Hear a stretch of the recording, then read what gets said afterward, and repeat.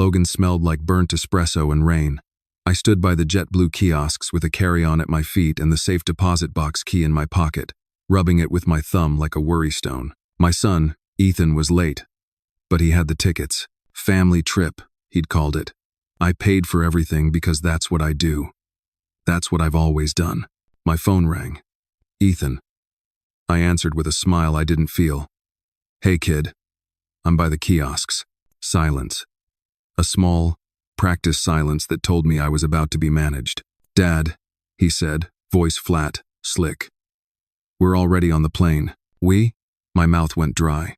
Ava and me, he said. In the background, I heard Ava's laugh, soft and surgical. We'll finally have a vacation without complications. I stared at the departures board until the letters bled. You mean, without me? Don't make this a thing, Ethan said. You slow us down. We'll talk when we're back. The line clicked dead. For a second, the airport's noise turned into a single high note, like a fire alarm only I could hear. Then I felt the key in my pocket again. Small, cold, and mine. I was 67, a retired mechanic, a widower who could still change his own brakes, and I had just been uninvited from a trip I funded. If you've ever wondered what humiliation smells like, it's coffee and jet fuel, and the last 10 years of your life hitting you all at once. My phone buzzed again. A text from Ethan. Ethan, don't overreact. You know how your knees get. Ethan, we'll bring you something from the resort gift shop. 2 bubbles. No apology. No ownership. Just gaslighting dressed up as concern. The kind a narcissist uses when he wants your wallet without your voice. I typed, deleted, typed again, then put the phone down. My hands stopped shaking. That surprised me. I called a cab. On the ride back up 93, Boston blurred into wet glass. The driver made small talk. I let the wipers answer for me. I kept thinking about patterns, how toxic doesn't always mean screaming. Sometimes it's a polite tone and a hand outstretched for your credit card. Sometimes it's a son who learned that love from his father equals a blank check and 0 boundaries. I scrolled my emails. There they were. Confirmations for flights, hotel, and a surprise upgrade Ava had insisted on, all sent to me because the bank accounts are mine. The subject lines were a paper trail, written evidence of who paid, who decided, who mattered. I flagged them. Old habits from the shop. Label, bag, tag. You can't fix an engine you refuse to look at. Another text, this time from Ava. Ava, don't be dramatic, Tom. You need rest. This is best. Ava, we'll FaceTime you from the beach. Best for who? I didn't reply. By the time we crossed the bridge into Cambridge, the pity I felt for myself had cooled into something useful. I pulled up the Notes app and wrote 3 bullet points. Stop being an enabler. Protect the house. Protect the accounts. Protect the will. Document everything. The driver dropped me in front of my place old clapboard, stubborn as me. I stood under the eaves and read their texts one more time, not to feel them, but to file them. Ava's giggle at the gate, Ethan's, don't make this a thing. The way entitlement always sounds reasonable until you turn off the music and read the lyrics. I unlocked the door and set my bag down in the front hall. The house smelled like lemon oil and dust. I took out the key and placed it on the entry table beside the bowl where we used to toss the mail. Funny what a key can mean. A door, a line, a choice. I opened my laptop, pulled the emails, saved PDFs, printed copies. Old school, sure. But paper doesn't vanish when someone forgets a password. I slid the stack into a folder and wrote on the tab, Hawaii, paid by Tom. I added the text to a separate doc and titled it, Boundaries. It felt petty for half a second. Then it felt smart. The phone buzzed again. Voicemail. Ethan's voice this time. Patient the way you talk to a child. We'll debrief when we're back, okay? Try to relax. I almost laughed. I wasn't angry the way I used to be, loud, exhausted, ready to fold. This was quieter, cleaner. If there was a line I'd been afraid to draw because I mistook guilt for love, they just drew it for me in permanent marker. I picked up the safe deposit box key, closed my hand around it, and made a promise I could keep. No more blank checks.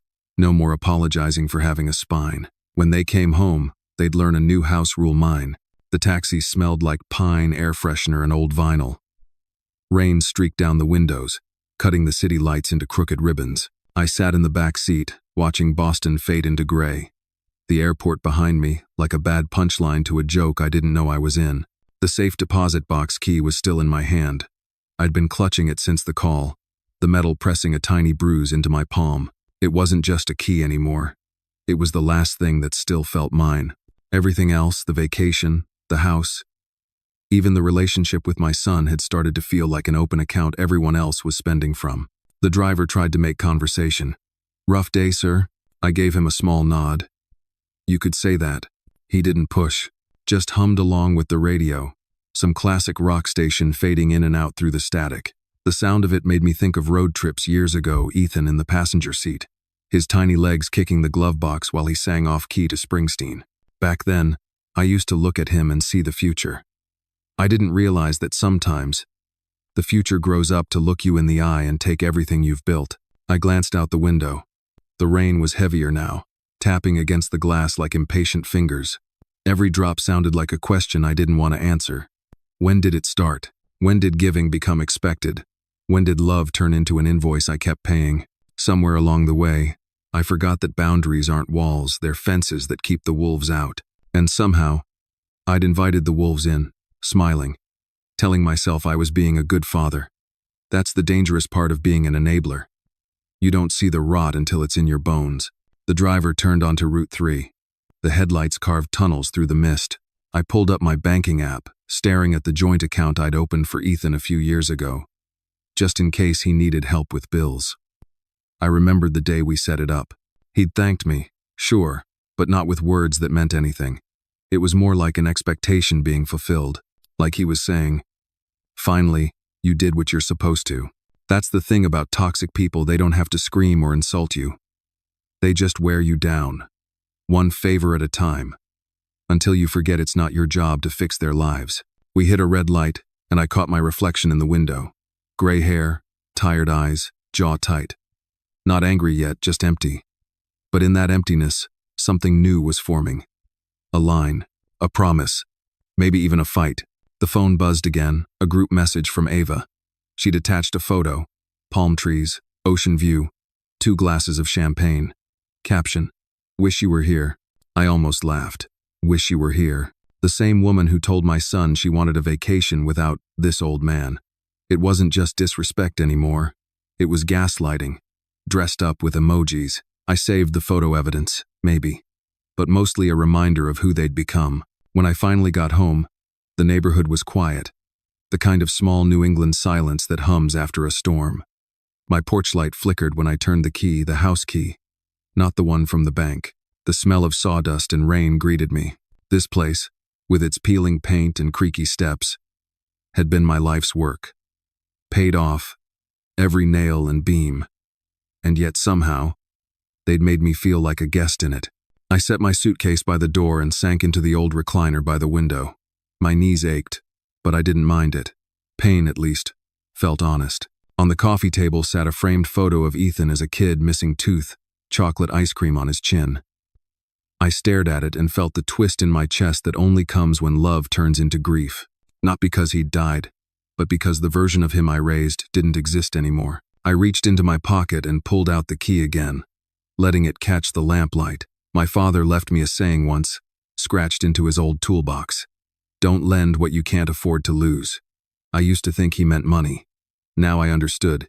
He meant yourself. I got up, poured a drink, and sat back down. For the first time in years, I didn't feel like the victim. I felt awake. The humiliation at the airport was still raw, but under it, something steady was taking root. A plan, maybe, or just a refusal to play the same part anymore. I opened my laptop, checked the bank account again, and whispered to the empty room. Not for long.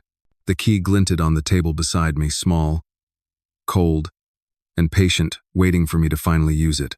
The next morning, the rain had stopped, but the air still smelled like wet earth and regret. I was on my porch, nursing a cup of black coffee that had gone cold an hour ago. Across the street, Mrs. Whitaker was watering her roses like she always did, pink gloves, straw hat, and the kind of attitude that could scare a politician into telling the truth. She noticed me staring and waved the watering can in the air. "Morning, Tom. You look like a man who lost a bet." I forced a smile. Something like that. She crossed the street anyway, ignoring the puddles, and climbed my steps like she owned them. Mrs. Whitaker had lived here since the 70s. She'd seen marriages collapse, kids move out, houses sell, and people reinvent themselves. If the neighborhood had a conscience, it was her. "You didn't sleep," she said, taking one look at me. "Your eyes are giving you away. Things in Biley? I had a long night." She folded her arms, waiting. That was her superpower, silence. The kind that drags the truth out of you. So I told her. Not every word, not yet, but enough. About Ethan and Ava, about the airport, about how I'd paid for the whole damn trip, only to be told I wasn't coming. She didn't interrupt, didn't gasp, didn't play polite. When I was done, she tilted her head, the way a doctor does before delivering bad news. "Well," she said finally, "looks like you've been running a charity, not a family." That stung. "I just wanted to help," I said quietly. "Help?" she snorted. "Sweetheart, that's not help. That's enabling. You keep feeding a stray cat long enough, it stops hunting for itself and starts thinking you owe it dinner. Sounds like your son's been meowing for years." No, I should have been offended, but I laughed, really laughed for the first time since yesterday. It wasn't that she was cruel. She was honest. Brutally honest. "I don't know when it got this bad," I admitted. "Maybe after Linda died. Maybe I just wanted to keep the family together." She softened a little. "That's how it happens. You mistake peace for silence. You let people cross your boundaries because you don't want another fight. Before you know it, you're bleeding out from 1,000 small cuts, and they're wondering why you're tired all the time." Her words hit like a hammer wrapped in velvet. I nodded slowly. "They've been treating me like an ATM for years. I thought if I kept giving, they'd finally appreciate it." She raised an eyebrow.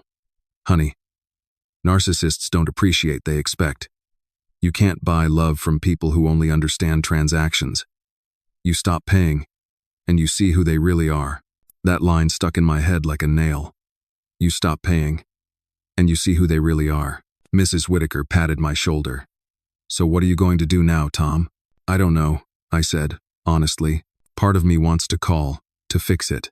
The other part wants to disappear and let them figure it out." She smiled, a slow, knowing smile. "Then maybe start by not fixing it for once. Let them feel the cold air outside the door. You'd be surprised how fast people learn when they can't drain you anymore." I stared at her, then down at the chipped coffee mug in my hands. She was right. I'd built a life on guilt. Guilt for not giving enough. Guilt for saying no. Guilt for wanting peace. It was like my spine had been made of apologies. But not anymore. She looked at me one last time before heading back across the street. "Love isn't a blank check, Tom. You can love your family and still tell them to pay their own way." Her words hung in the air long after she was gone. I finished my coffee, cold and bitter, but it tasted honest. Inside, I sat at the kitchen table and opened my folder from last night, the one labeled Hawaii, paid by Tom. I looked at the receipts, the transfers, the confirmation emails. Proof, written evidence of every boundary I'd let them erase. Mrs. Whitaker's voice echoed in my head. Love isn't a blank check. For the first time in years, I didn't feel old or small. I felt clear, like a fog had finally lifted. I picked up the phone, not to call Ethan, but to dial a number I hadn't used in years, my bank manager's direct line. It was time to stop being the victim and start being the accountant of my own life. The next day, I woke up with a different kind of quiet in my head. Not peace exactly, more like focus. The kind that shows up when you've finally had enough. Mrs. Whitaker's words were still echoing through my mind. Love isn't a blank check. I figured it was time to start closing some accounts. I poured myself a cup of coffee, grabbed the folder marked Hawa, paid by Tom, and sat at the kitchen table. The morning light spilled across the receipts like a confession. Every payment I'd made was right there in black and white: flights, hotel deposits, rental cars, even Ava's beach wardrobe that had conveniently landed on my credit card. For years, I'd let it slide because it felt easier than confrontation. But ease is how you go broke emotionally and financially. I reached for my phone and dialed the bank. First National, how can I help you? Came the operator's voice, too cheerful for my mood. This is Thomas Bennett, I said. I need to make some changes to my accounts. Of course, sir. What kind of changes? I hesitated for half a second. My old self, the peacemaker, was still whispering that this was too harsh. that I should give Ethan and Ava another chance. But then I remembered that call at the airport, and Ava's laugh slicing through the line like glass. I took a breath. I want to revoke all access for Ethan Bennett and Ava Reed on my secondary card and any linked accounts. Permanently. There was a pause on the other end. Understood, Mr. Bennett. I'll need to verify your identity and process the removal. Would you like confirmation by email? Yes. Send it to my personal address. As I dictated the details, my hand was steady, steadier than I expected. The woman on the line, her name was Karen, I think, said she'd handle it right away. When we hung up, I felt something shift inside me. A strange mix of relief and disbelief. After all these years, I'd finally drawn a line that couldn't be erased with charm or guilt. But I wasn't done yet. I pulled out the small safe deposit box key and placed it on the table. It gleamed in the light, a reminder that there were still things I owned, outright things no one could claim. I opened my laptop and logged into my online banking. The account balances looked the same, but the meaning had changed. For the first time, they were mine alone. Then I did something I should have done months ago. I called the bank branch itself, not the call center. I asked to speak with Mark, the branch manager who'd known me for years. When he came on the line, his voice was warm but cautious. "Tom, what's going on? Everything okay?" "Everything's fine," I said. And for once it wasn't a lie. "I just need to make sure all my accounts are in my name only. And while you're at it, please remove the joint signature on my safety deposit box. I'll pick up the updated documents this week." He paused. "You're cleaning house, huh?" "You could say that." There was a beat of silence. Then he chuckled. "Good for you. About time." Seated died. When the call ended, I sat there staring at the phone. The air in the kitchen felt lighter somehow. Not because anything dramatic had happened, but because, for once, I was acting like the owner of my own life. I spent the rest of the morning filing. Copies of the new account agreements, receipts from the trip, and printouts of Ava's smug vacation emails. I labeled everything. Order out of chaos, that's what peace really is. By noon, my small desk looked like a lawyer's office. Before lunch, I drove to the post office to update my mailing address for the safe deposit box notifications, just in case.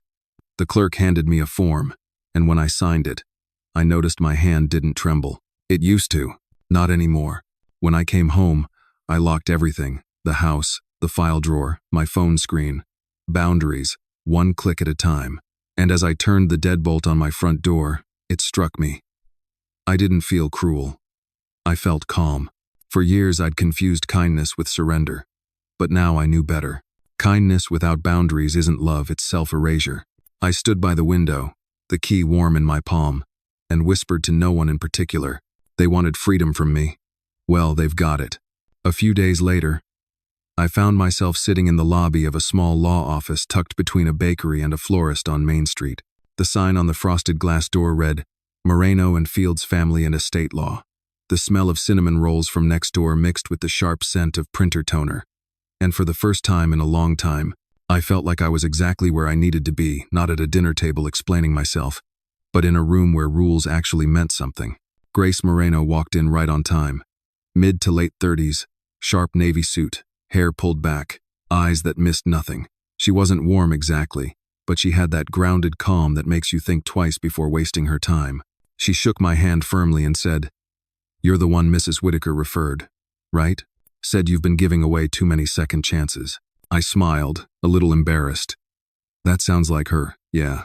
She sat across from me and flipped open a legal pad. "So, Mr. Bennett, tell me what's going on. Start from the top, and don't sugarcoat it." So I did. I told her everything. The call at the airport, the trip I'd paid for, the years of silent manipulation, how I'd always justified it under the banner of love. She didn't interrupt, didn't even blink when I mentioned revoking their access at the bank. When I finished, she leaned back and crossed her legs. "Well," she said, "you've done more in 3 days than some clients manage in 3 years. So, I'm not trying to be vindictive," I said. "I just want my life back." "That's not vindictive," she replied. "That's accountability. There's a difference." She started scribbling notes. "First things first, you need to protect your property legally.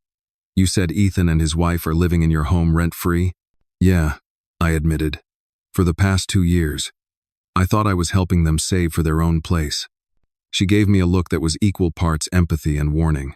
In Massachusetts, if they've been there that long, there's a gray area. They're not exactly tenants, but if they've received mail there and contributed to utilities, they could claim residency rights. We'll handle that before it bites you. How?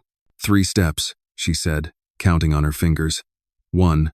Issue a written notice of revocation of permission to occupy. I'll draft it. 2. Document the locks you're changing and have the receipts. 3. Store their belongings safely and photograph everything before you move it. That way, if they scream illegal eviction, you have a record.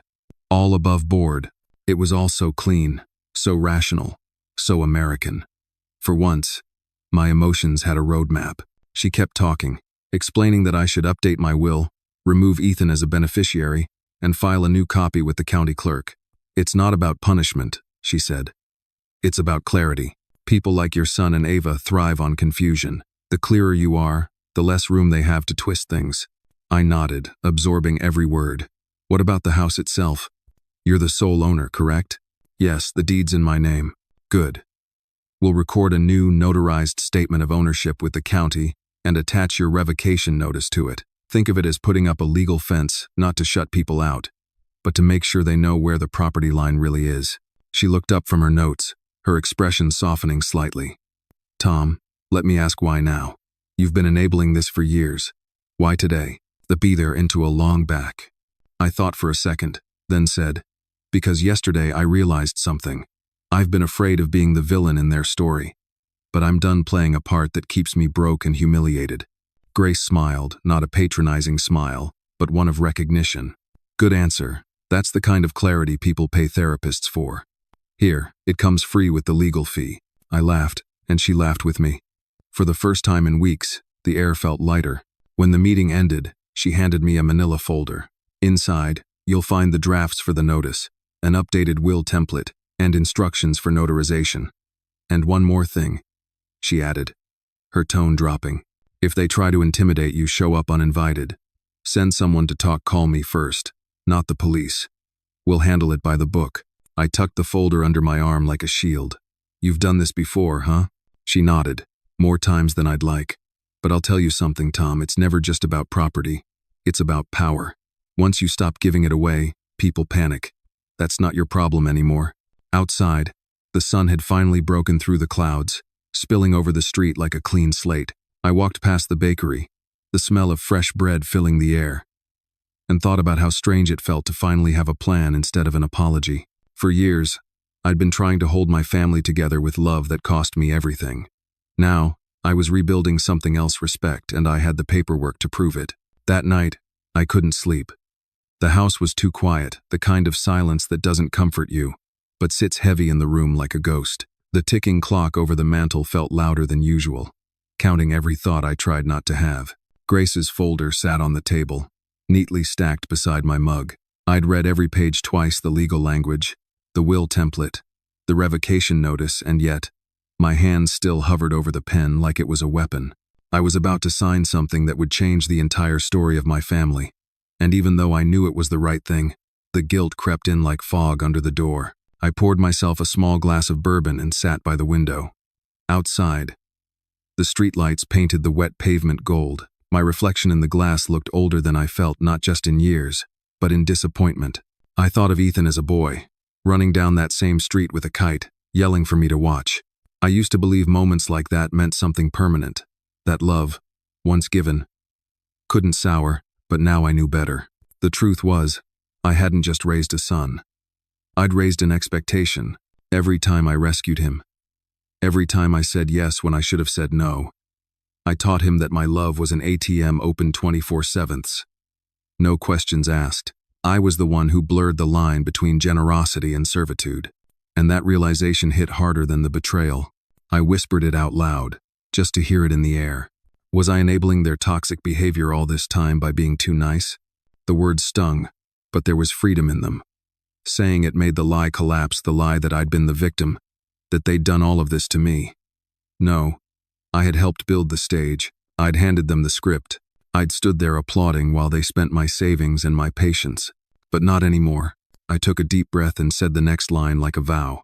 It's time to stop feeling guilty and start fighting back. The sound of it grounded me, sharp, decisive, clean. I reached for the pen. My hand didn't shake this time. I signed the updated will, line by line, date and initials on every page. With each signature, the guilt loosened its grip, replaced by something steadier resolve. By the time I finished, it was past midnight. The bourbon was gone, and the house felt different, not warmer. Exactly, but safer. I gathered the signed pages, slipped them into an envelope, and sealed it.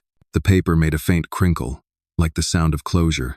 I looked around the living room, the family photos on the wall, the couch where Ethan used to nap, the table where Linda and I used to eat dinner. Every corner held a version of me that kept the peace by losing pieces of himself. And for once, I didn't feel like apologizing to those ghosts. They'd all been trying to survive. Now, I was ready to live. I set the envelope beside the safe deposit box key, their edges touching. Two symbols of ownership, one for what I'd built, the other for what I refused to lose again. Then, as if on cue, my phone buzzed. A text from Ethan. Ethan. Hey Dad, everything okay? Haven't heard from you. We'll call tomorrow. It wasn't an apology. It wasn't even curiosity. It was a check-in from someone who thought I was still orbiting his life like a loyal moon. I typed a single reply, everything's fine, and for the first time, it was true. I leaned back in my chair, feeling the exhaustion settle in, but not the kind that hurts, the kind that comes after work that matters. Outside, the rain started again, tapping gently against the glass, steady and predictable. When I finally went to bed, the house didn't feel empty anymore. It felt mine. The next morning, the phone started buzzing before I'd even finished my coffee. Ava. Her name flashed across the screen in bold letters, the kind you don't want to see before breakfast. I considered letting it ring, but curiosity got the better of me. I picked up. Tom, she said, her voice syrupy sweet, like she was practicing charm in front of a mirror. We've got a bit of a situation. I didn't say anything, just waited. Well, she continued, our card isn't working. The resort says the bank declined it. Probably some kind of mistake, right? I smiled into my mug. No mistake. A pause. I could hear the faint hum of waves behind her, the sound of paradise meeting panic. What do you mean? I mean the card's closed. You and Ethan are no longer authorized users. There was another pause, longer this time, filled with static and disbelief. Then her voice hardened. That brittle tone people use when their control starts slipping. You can't just do that, Tom. We're in Hawaii. We need that card. You'll figure it out, I said. You're good at that. Are you kidding me? Ethan is furious. I'm sure he is. And I hung up. 5 minutes later, my phone exploded with notifications. Missed calls, voicemails, texts, a digital tantrum in progress. I didn't listen. Instead, I opened the voice recorder app and saved her last call as Ava, 9:12 a.m. Grace had told me to document everything, and for once in my life, I was following directions. By noon, the anger had turned strategic. Ethan didn't call himself, which told me he wasn't alone.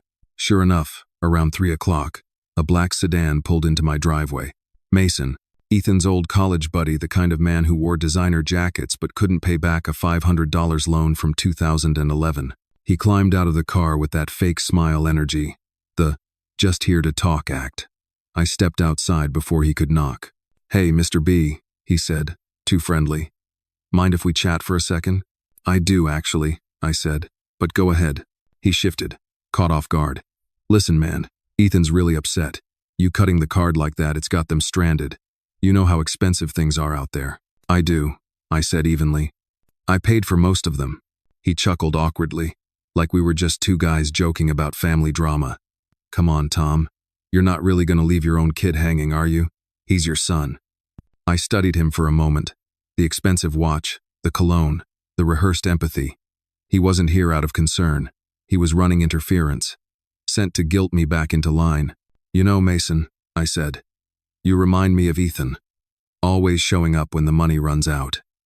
His grin froze. I'm just trying to help. Help him, or help yourself. His jaw tightened. Look, don't make this messy. They'll be back soon.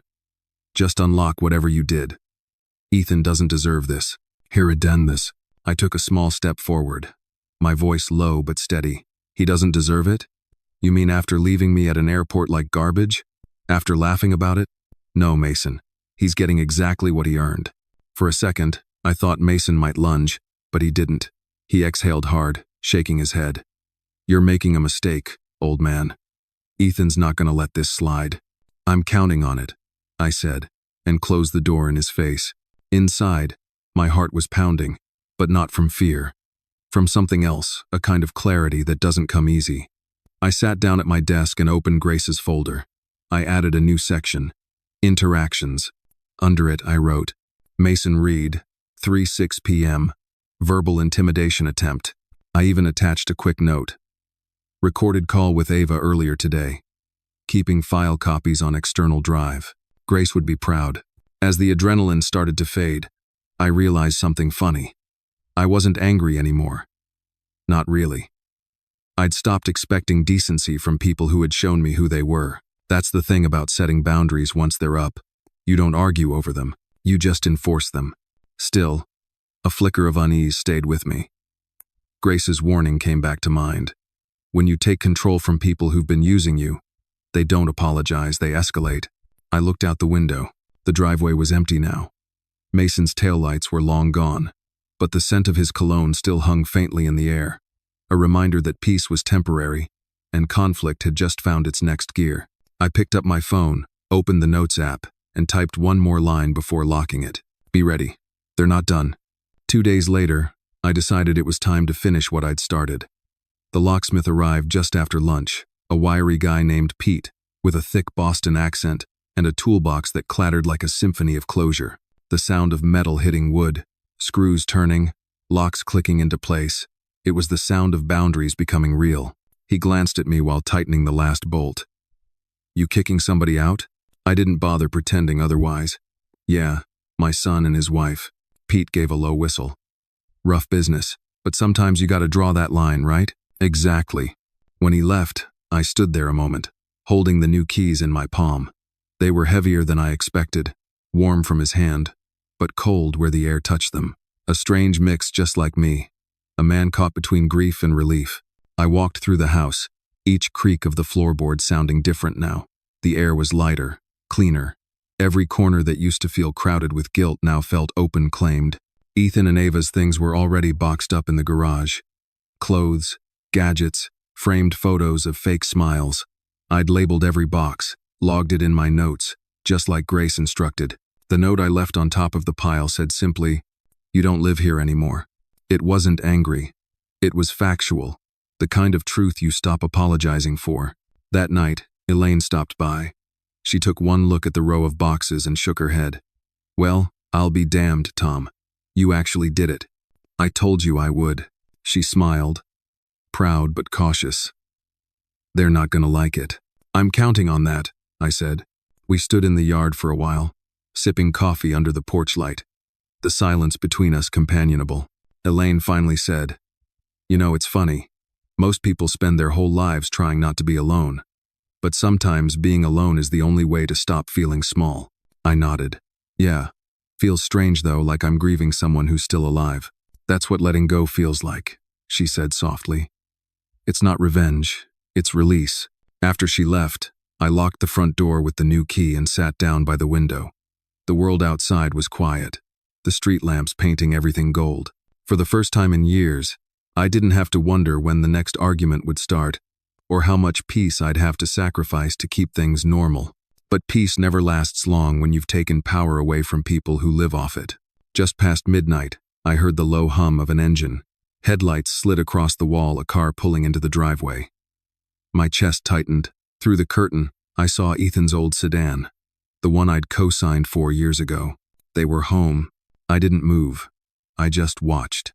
Ethan stumbled out of the driver's seat, his shirt wrinkled, his face pale from either anger or exhaustion, probably both. Ava followed, heels clicking against the wet gravel. Even from a distance, I could hear her voice, sharp and frantic. Ethan jammed a key into the lock. It didn't fit. He tried again, harder this time, until frustration took over. "Dad!" he shouted, pounding on the door. "Open up! This isn't funny!" I stayed still. Ava's voice cut through the night. "He changed the locks, Ethan. He actually did it. Her tone wasn't disbelief. It was fury. "Dad," Ethan yelled again. "Come on, we need to talk." But there was nothing left to say. They'd had their words, their laughter, their cruelty, their arrogance, and now, finally, there was silence. I let them pound and curse and call my name, and I just sat there, the keys resting in my hand, their edges biting gently into my palm. After a few minutes, the knocking slowed. Then it stopped. I peeked through the curtain once more and saw them notice the boxes. Ava tore the note open, her lips moving as she read. She froze, then threw it onto the ground like it burned her. Ethan kicked one of the boxes, his voice cracking into something that almost sounded like regret or maybe just humiliation. Eventually, they left. The car door slammed, the engine revved, and the sound faded into the night until all that remained was the steady ticking of the kitchen clock. I sat back, exhausted but calm, the quiet wrapping around me like a blanket. I wasn't angry. I wasn't triumphant. I was just free. I poured myself another cup of coffee and looked at the new keys glinting on the table under the lamplight. I'd built this house with my hands, paid every bill, patched every leak, and for years, I'd let them make me feel like a guest in my own life. Not anymore. Tomorrow, I'd meet with Grace to finalize the deed and update the file. Maybe I'd drop by Elaine's afterward. She'd probably have fresh cookies and another piece of hard-earned wisdom waiting. But tonight, I was going to sit in my chair, sip my coffee, and listen to the sound of my own home finally breathing again. By the next morning, the quiet felt different. Not peaceful anymore, just waiting.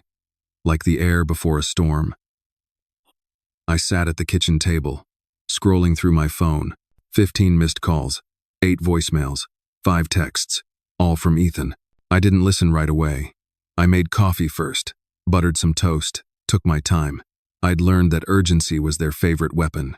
Keep me reactive, keep me apologizing. Not anymore.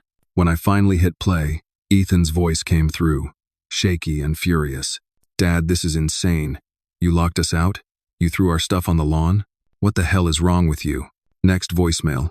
"You can't do this, Dad. You're going to regret it. You can't just..." Third one. "Okay, fine. You want to play games? We'll see how long you last without a family. You think Elaine or that lawyer can save you?" His anger came in waves, first disbelief, then threats, then something quieter. The last voicemail was almost a whisper. "Dad, please. I'm sorry. Just let us come home." That one almost got me. Almost. But then I remembered the airport, the laughter, the way he'd called me old man like it was a punchline. I remembered how my hand had trembled while they boarded a plane I paid for, leaving me behind. Guilt doesn't survive long against memory that sharp. I opened Grace's contact and typed, "They've been calling. Threats and apologies." Should I respond? Her reply came quick. "No. Document everything. Silence is power right now." And silence. Funny how it used to scare me. Now it felt like armor. I went about my day, cleaned the kitchen, changed a light bulb, took a walk around the block. The sky was overcast, but it suited me. Calm, unshowy. When I got back, Elaine was waiting on the porch with a paper bag. "Apple muffins," she said, holding it up like a peace offering. "You look like a man who hasn't had breakfast in a week." I laughed. "You're not wrong. Understanding." She stepped inside, taking in the quiet. "So, they showed up?" "Yeah, late last night." Her brow furrowed. "Did they do anything?" "Just yelled, tried the lock, saw the boxes, then left." "Good," she said, though her tone carried concern. "But you know this isn't over, right?" "I know." She sat at the table, peeling the wrapper off a muffin. "When people like that lose control, they don't just disappear, they regroup. They find new angles." I nodded. Grace said the same thing. Elaine took a sip of coffee and looked at me over the rim of her mug. "You ready for that?" "I'm tired," I admitted. "But yes, I'm ready." She smiled, small but proud. "Good. Then you're already winning." Together to never creeflate. Later that afternoon, I got an email from Grace's office confirming that the new will and property notice were officially filed. The words felt unreal on the screen. Beneficiary removed. Ethan Bennett. It was done.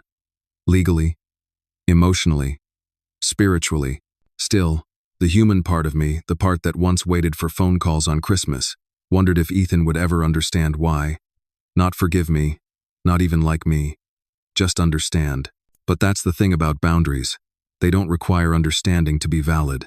The next few days passed quietly. No more calls. No unexpected cars in the driveway. For the first time, I felt like the house itself had exhaled, the walls lighter, the air cleaner. I started small repairs I'd ignored for years.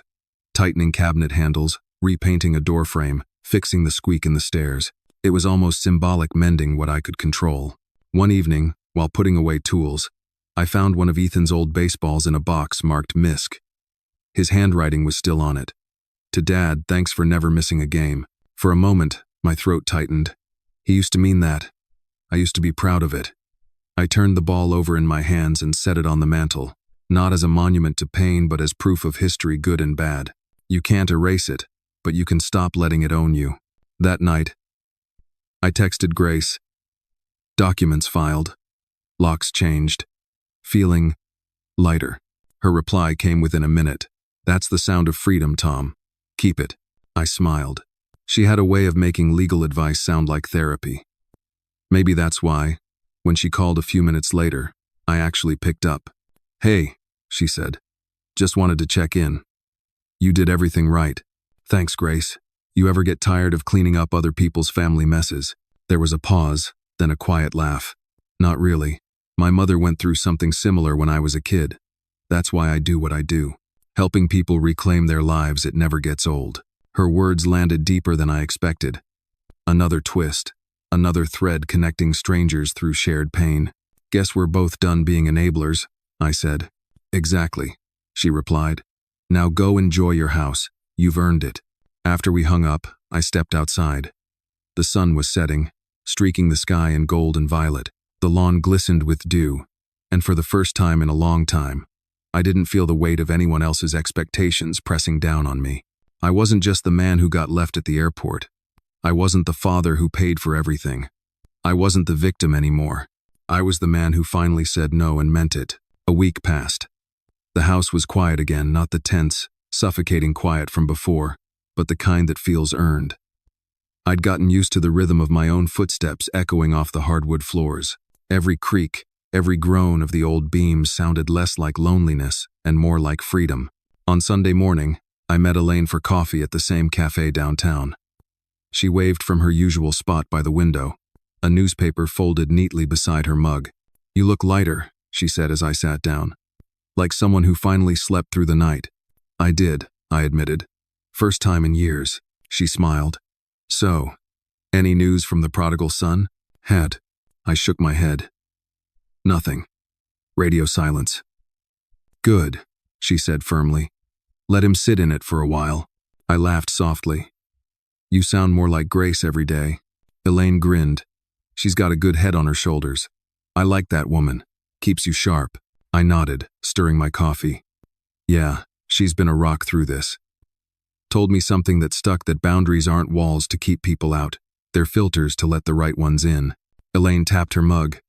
Smart lady. Wish I'd learned that 20 years earlier. We talked for a while about her garden, about how the town was hosting its annual fair soon.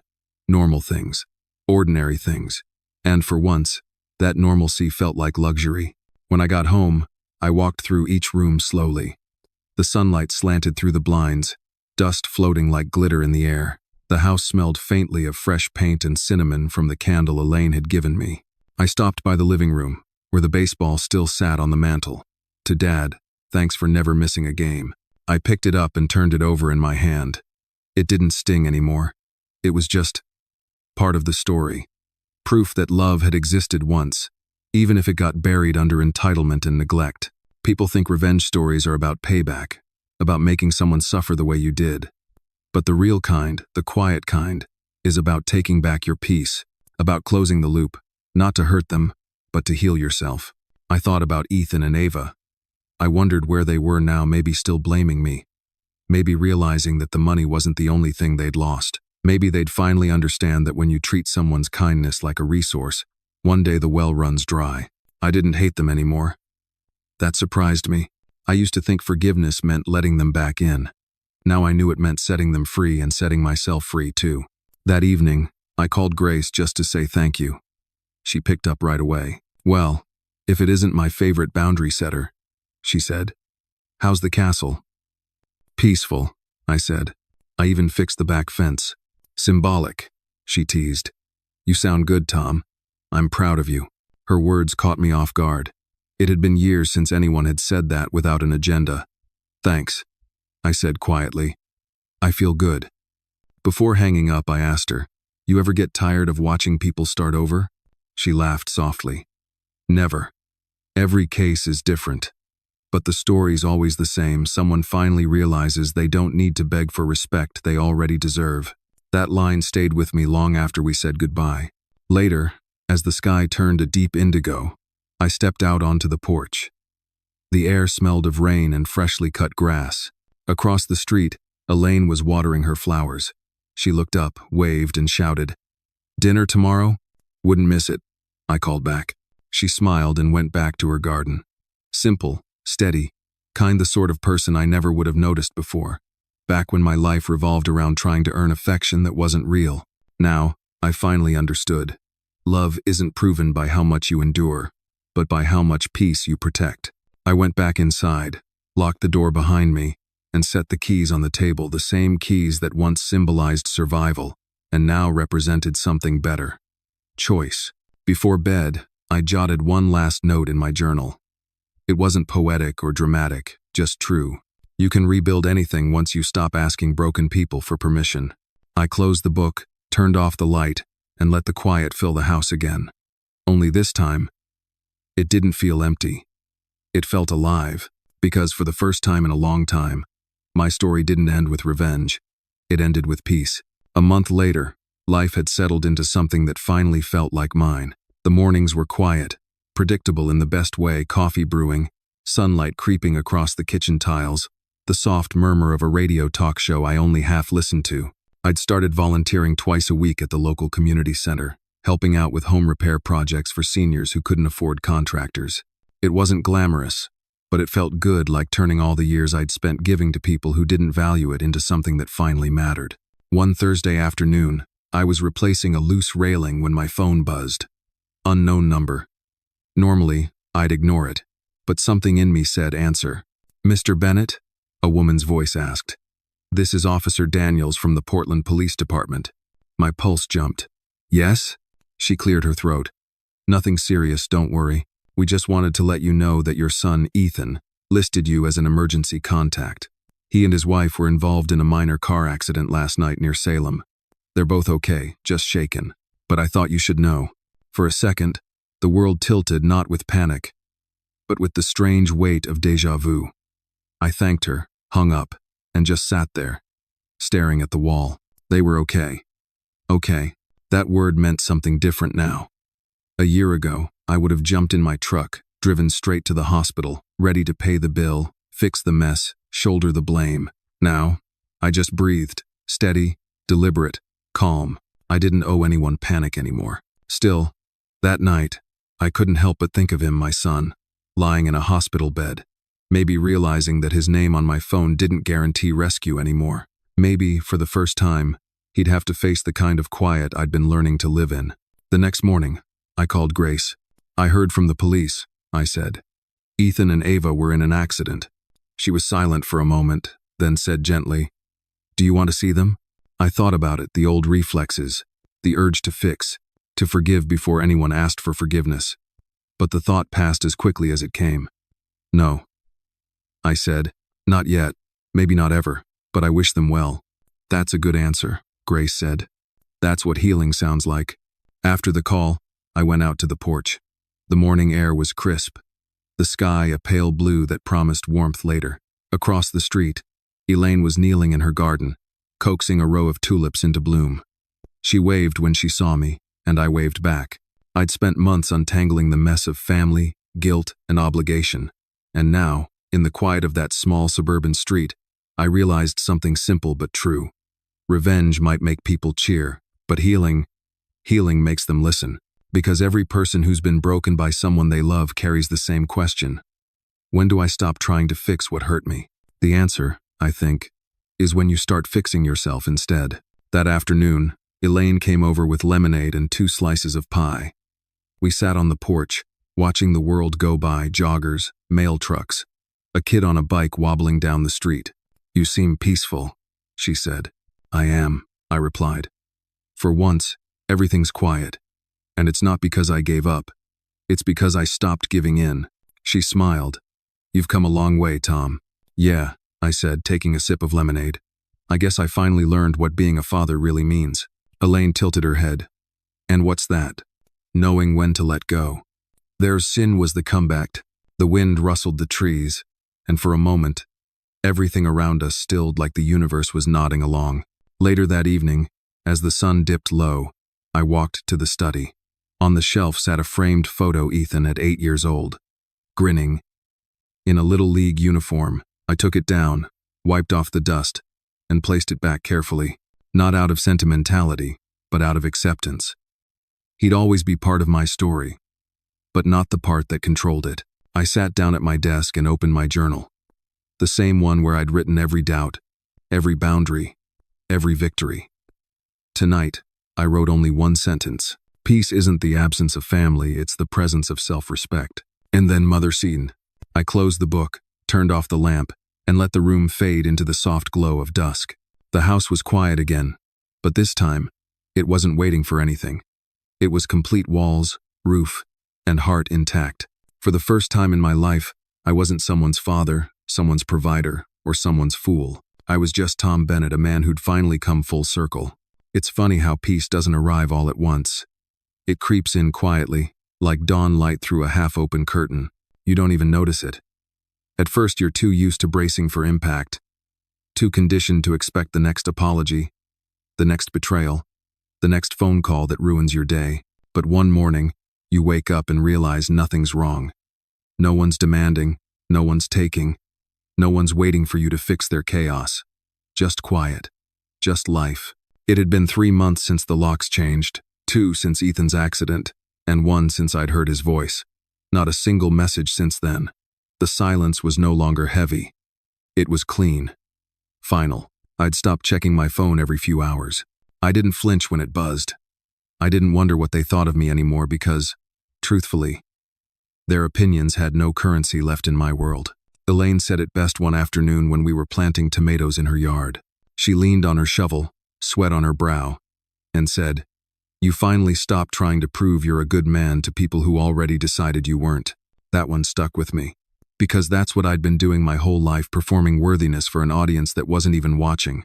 Grace helped me close out the last of the paperwork last week. The estate, the accounts, the legal filings all wrapped up, sealed, and notarized.